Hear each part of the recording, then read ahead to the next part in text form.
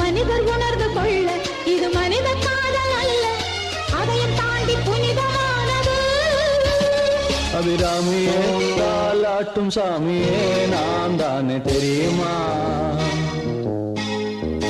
சிவகாமியே சிவனில் நீயும் பாதியே அதுவும் உனக்கு புரியுமா?